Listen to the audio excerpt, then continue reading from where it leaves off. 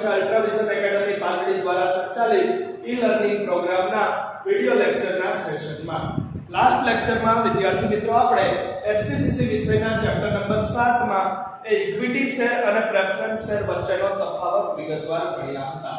હવે આજે આપણે અભ્યાસનો મુદ્દો છે પ્રેફરન્સ શેરના પ્રકારો અને ડીમેટ ખાતાની જરૂરિયાત વિશેનો. બરાબર, તો ધોરણ 11 કોમર્સ અને 11 આર્ટ્સ વિષય એસપીસીસી ની અંદર ચેપ્ટર નંબર 7 શેર મૂડી અને શેરના પ્રકારો એનો વિડિયો લેક્ચરનો પાર્ટ 3. આ ત્રીજા ભાગની અંદર આપણે અભ્યાસ કરીશું પ્રેફરન્સ શેરના પ્રકારો વિશે. તો એની અંદર આપણને જણાવ્યું છે કે 1956 ના જૂના કંપની ધારા મુજબ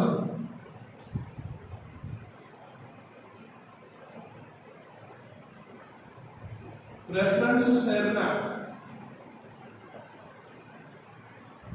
નીચે મુજબ પ્રકારો અથવા પેટા પ્રકારો પડતા હતા. એમાં નંબર 1 ક્યુમ્યુલેટિવ અને નોન ક્યુમ્યુલેટિવ પ્રેફરન્સ શેર,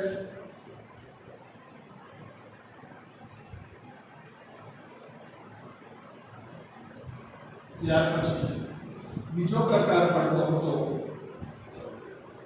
રીડીમેબલ અને ઇરરીડીમેબલ પ્રેફરન્સ શેર.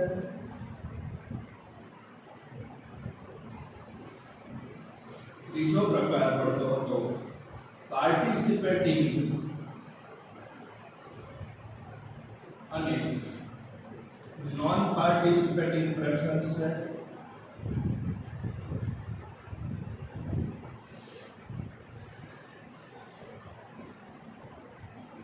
અને ચોથો પ્રકાર કન્વર્ટિબલ અને નોન કન્વર્ટિબલ પ્રેફરન્સ શેર. આ જૂના કંપની ધારા વખતના પ્રકારો અને પેટા પ્રકારો એટલે કે 1956 ના જૂના કંપની ધારા અન્વયે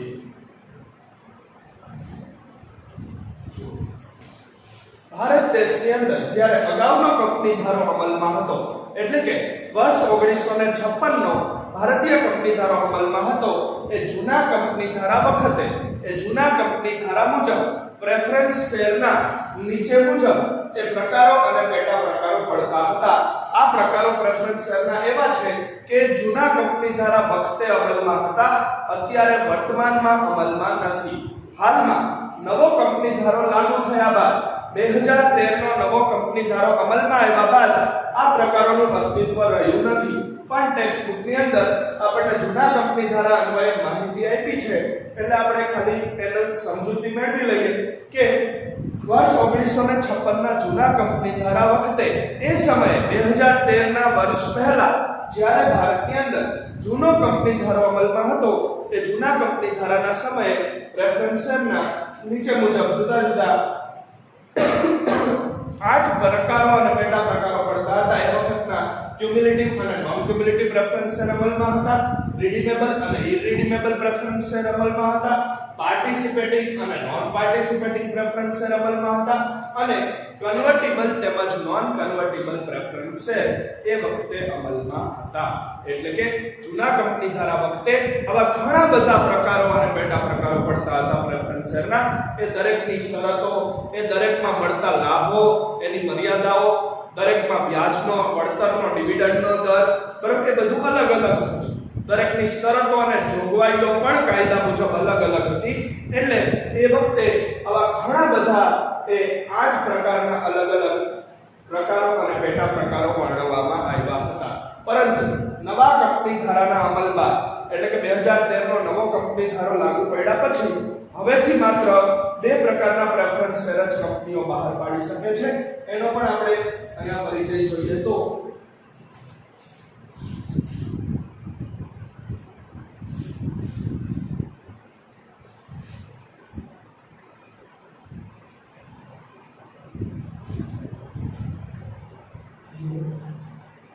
નવા કંપની ધારા 2013 અનુસાર નવા કંપની ધારા 2013 અનુસાર હવેથી કંપનીઓ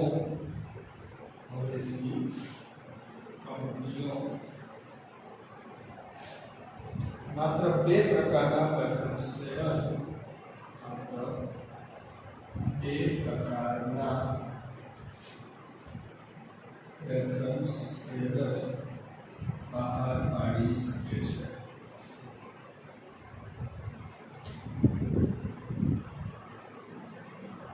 એમાં નંબર 1 20 વર્ષ પહેલા પરત કરી શકાય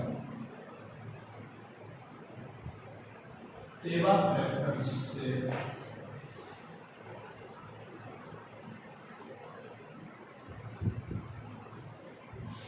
બીજું 20 વર્ષ પછી પરત કરી શકાય તેવા પ્રેફરન્સ છે. આ બે પ્રકારો અત્યારે પડે છે એ છે નવા કંપની ધારા 2013 મુજબ.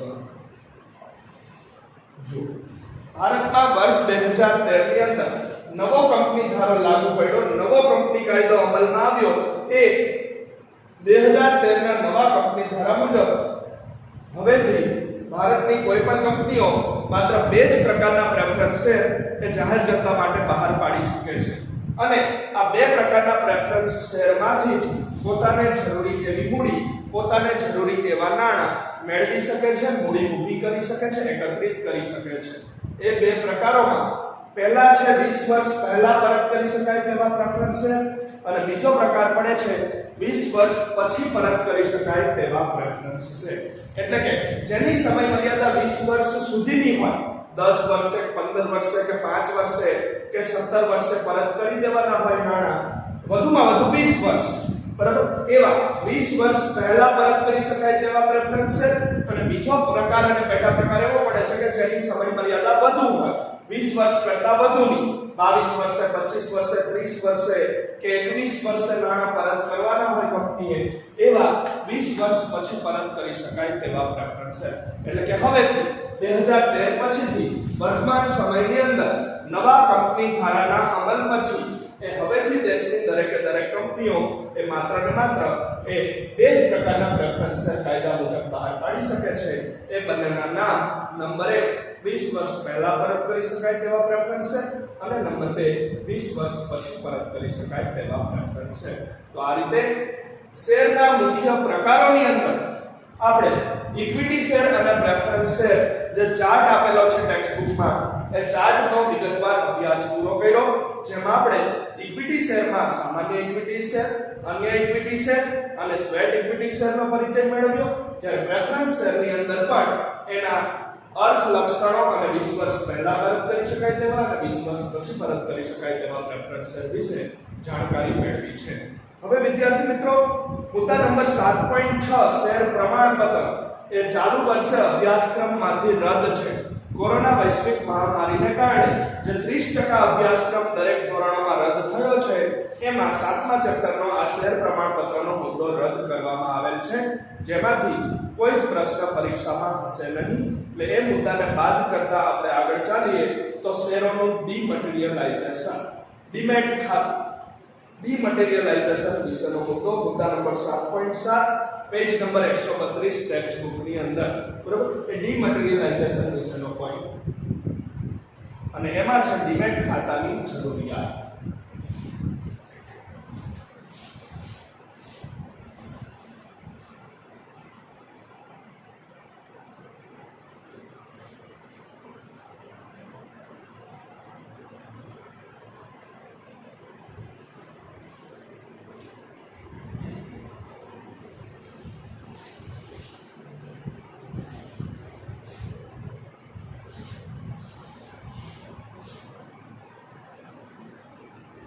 મુખ્ય મુદ્દો આપણો આવશે શેરોનું ડીમટીરીયલાઇઝેશન. શેરોનું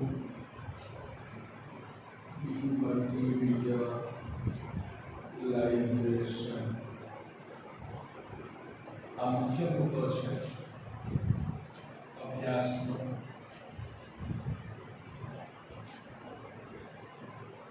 એની અંદર આપણો પેટા મુદ્દો પડે છે ડીમેટ ખાતાની જરૂરિયાત.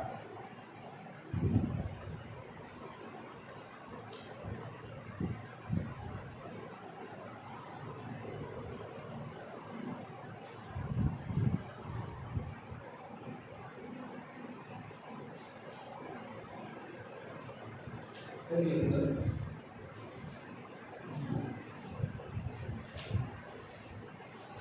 શેરધારક માટે તેને ખરીદેલા શેરના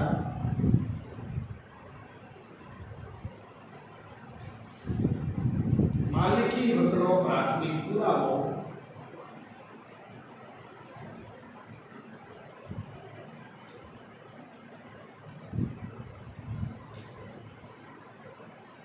એ શેર પ્રમાણપત્ર છે.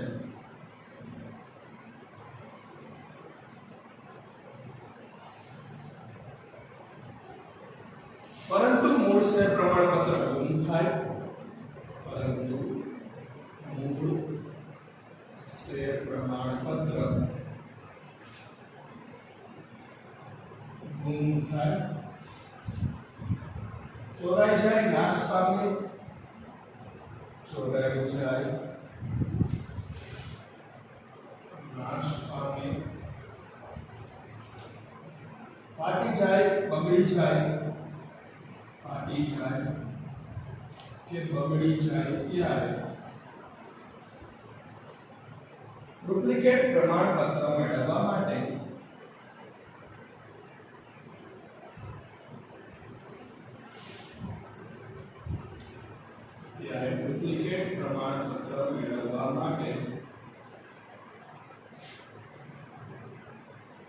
શેરધારકે લાંબી અને ખર્ચાળ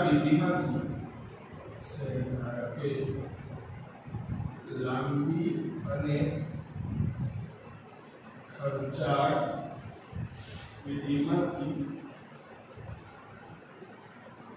પસાર થવું પડતું નથી.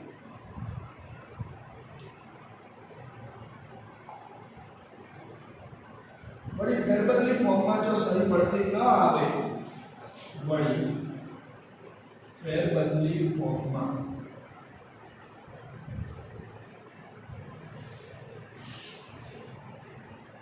જો સહી મળતી ન આવે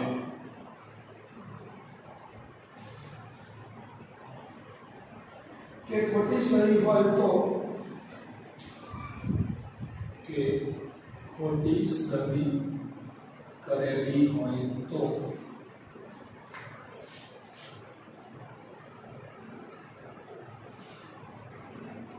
શેરની લેવેચમાં મુશ્કેલી પડતી હતી.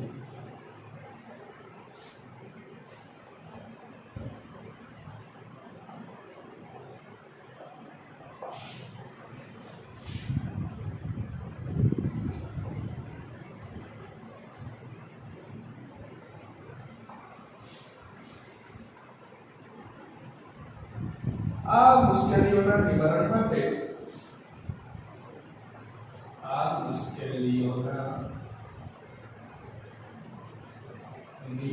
માટે શેરનું ડીમટીરીયલાઇઝેશન કરવાની પ્રથા શેરોનું ડીમટીરીયલાઇઝેશન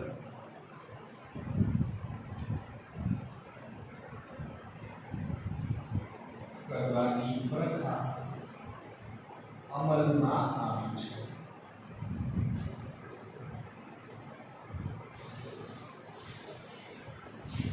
જો હવે શેરોનું ડીમટીરીયલાઇઝેશન એ આપણો અભ્યાસક્રમનો આગળનો મુદ્દો છે મિત્રો, બરાબર. તો કોઈ પણ શેરધારક, આપણે આ પોઈન્ટ જે બોર્ડ પર લખેલો છે અને ટેક્સ્ટ બુકમાં લખેલો છે એના ઉપર પછી જઈએ, પહેલા સામાન્ય માહિતી મેળવી અને સમજીએ કે કોઈ પણ શેરધારક કંપનીના શેર ખરીદે, ગમે તેટલા શેર ખરીદે, 1 share, 2 share, 5 share, 20 share, 25 share કે 500 શેર કે 1000 શેર, પોતાની સગવડતા મુજબ, પોતાની અનુકૂળતા મુજબ કોઈ પણ શેરધારક કોઈ પણ કંપનીના ગમે તેટલા શેર ખરીદે એટલે એને શેર ખરીદ્યા બદલનું કંપની એને પ્રમાણપત્ર આપતી હતી, એક પ્રકારે સર્ટિફિકેટ આપતી હતી, પ્રમાણપત્ર આપતી હતી અગાઉ 2013 પહેલા. એ પ્રમાણપત્ર શેરધારકે ખરીદેલા શેરનો પુરાવો હતો. એટલે કે કોઈ પણ શેરધારક માટે, કોઈ પણ શેર ખરીદનાર વ્યક્તિ માટે એને શેર ખરીદ્યા છે, એને ખરીદેલા શેરના માલિકી હકનો પ્રાથમિક પુરાવો એ શેર પ્રમાણપત્ર છે. બરાબર. કોઈ પણ શેરધારકે કંપનીના શેર ખરીદ્યા છે ગમે તેટલી સંખ્યામાં અને એટલા નાણાં કંપનીમાં રોક્યા છે, એ શેરનો માલિક છે, એટલા નાણાં જેટલું નાણાકીય હિત એનું કંપનીમાં જળવાય છે. બરાબર. એ નાણાકીય હિત જળવાય છે એ બદલનો આધાર, એ બાબતની સાબિતી, એ બાબતનો પ્રાથમિક પુરાવો એ કંપની એને આપેલું શેર સર્ટિફિકેટ છે. કંપનીએ શેરધારકને આપેલું શેર પ્રમાણપત્ર એ એના માલિકી હકનો પ્રથમ પુરાવો છે, એટલે કે એના માલિકી હકની સાબિતી છે. બરાબર. દરેક શેરધારકને કંપની સહી સિક્કા સાથે અને કંપનીની મોહર કે લોગો સાથે એ શેર પ્રમાણપત્ર તૈયાર કરી અને એના સરનામે મોકલી આપતી હતી અગાઉ. બરાબર. પણ એ શેર પ્રમાણપત્ર જ એ શેરધારકે શેર ખરીદ્યા બાબતનો, શેરધારકે એ કંપનીમાં શેરમાં નાણાં રોક્યા બાબતનો પહેલો પુરાવો છે. એટલે કે એના માલિકી હકનો પ્રાથમિક પુરાવો એ એનું શેર પ્રમાણપત્ર જ છે. પરંતુ પ્રશ્નો ત્યારે ઊભા થતા જ્યારે મૂળ શેર પ્રમાણપત્ર ગુમ થઈ જાય, ચોરાઈ જાય, નાશ પામે, ફાટી જાય કે બગડી જાય, ત્યારે એના બદલે ડુપ્લિકેટ પ્રમાણપત્ર મેળવવા માટે શેરધારકે ખૂબ જ લાંબી અને ખર્ચાળ વિધિમાંથી પસાર થવું પડતું હતું. બરાબર. પ્રશ્નો ત્યારે ઉદ્ભવતા, મુશ્કેલી કે સમસ્યા ત્યારે ઊભી થતી કે જ્યારે કંપનીએ આપેલું આવું મૂળ શેર પ્રમાણપત્ર કંપનીએ માલિકી હકના પુરાવા રૂપે, કંપનીએ માલિકી હકની સાબિતી રૂપે આપેલું શેર પ્રમાણપત્ર જ્યારે શેરધારક પાસેથી ખોવાઈ જાય, ગુમ થઈ જાય કે ચોરાઈ જાય, અથવા તો આગથી નાશ પામે કે કોઈ અન્ય રીતે નાશ પામે કે ફાટી જાય કે બગડી જાય, ત્યારે પછી ફરીથી ડુપ્લિકેટ પ્રમાણપત્ર મેળવવા માટે, કંપનીમાંથી એ ડુપ્લિકેટ પ્રમાણપત્ર મેળવવા માટે શેરધારકે ખૂબ જ લાંબી અને ખર્ચાળ વિધિમાંથી પસાર થવું પડતું હતું. અને એમાંય જો શેરનું ખરીદ વેચાણ કરવાનું હોય, એમાંય જો શેરની લે-વેચ કરવાની હોય અને આવા પ્રમાણપત્ર સાથેના ફોર્મમાં જો સહી મળતી ન આવે અથવા તો ખરીદનારે વેચનારે સહી ખોટી કરી હોય તો એમાં અનેક બીજી મુશ્કેલીઓ ઊભી થતી અને શેરના ખરીદ વેચાણમાં કે શેરની લે-વેચમાં પણ એ મુશ્કેલીઓ અને પ્રશ્નો ઊભા થતા હતા. આ મુશ્કેલીઓના નિવારણ માટે જ, આ મુશ્કેલીઓને દૂર કરવા માટે જ, આ મુશ્કેલીઓમાંથી પાર ઉતરવા માટે જ હવેથી શેરનું ડિમટીરિયલાઇઝેશન કરવાની પ્રથા અમલમાં આવી છે. એટલે કે હવેથી આ પ્રમાણપત્ર સ્વરૂપે શેર રહેતા નથી. ઓનલાઈન શેરધારકનું ડીમેટ ખાતું ખોલાવી ઇલેક્ટ્રોનિક સ્વરૂપમાં એ શેર જમા કરવામાં આવે છે. એટલે કે શેર બજારમાં શેરના વ્યવહારો કરવા માટે, શેરની ખરીદી કે વેચાણ કરવા માટે હવેથી દરેક શેરધારકે ડીમેટ ખાતું ખોલાવવું ફરજિયાત છે. અને બેંકમાં જેમ આપણું નાણાં જમા કરાવવા માટેનું ખાતું હોય છે, એ જ રીતે શેર માટેનું ખાતું એને કહેવાય છે ડીમેટ ખાતું. બરાબર. આ પ્રમાણપત્ર સ્વરૂપમાં અનેક મુશ્કેલીઓ હતી. પ્રમાણપત્ર સ્વરૂપમાં શેર ભૌતિક સ્વરૂપે દેખાતા હતા, જોઈ શકાતા હતા. જેટલા શેરનું પ્રમાણપત્ર હોય, ખબર પડતી કે એટલા શેર ખરીદ્યા છે. બરાબર. એટલા શેર એ શેરધારક પાસે રહેલા છે, એટલા શેરનો એ માલિક છે, એટલું કંપનીમાં એનું નાણાકીય હિત જળવાયેલું છે, સચવાયેલું છે, એ ખબર પડી શકતી હતી.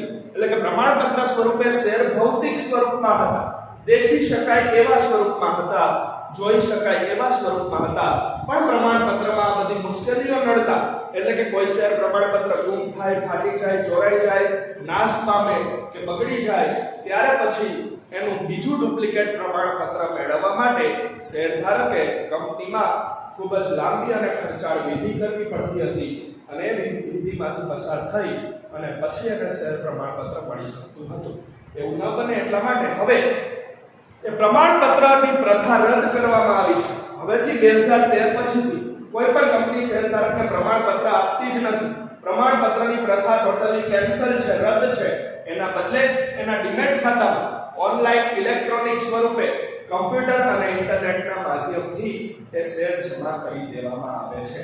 આ જે આખી પ્રથા શરૂ થઈ છે એને શેરના ડીમટીરીયલાઇઝેશનની પ્રથા કહેવાય છે. એ નવી પદ્ધતિ, એ ડીમેટની નવી પ્રથા એ અમલમાં આવી છે. તો હવે પછીના નેક્સ્ટ સેશનમાં આપણે ડીમેટ કોને કહેવાય, એ ડીમેટ ખાતાનો અર્થ, એ ડીમેટ ખાતું ખોલાવવા માટે શું વિધિ કરવી પડે, ડીમેટ ખાતું ખોલાવવા માટે કયા કયા દસ્તાવેજો જોઈએ, એના વિશે વિગતવાર પરિચય મેળવીશું. Thank you all of you.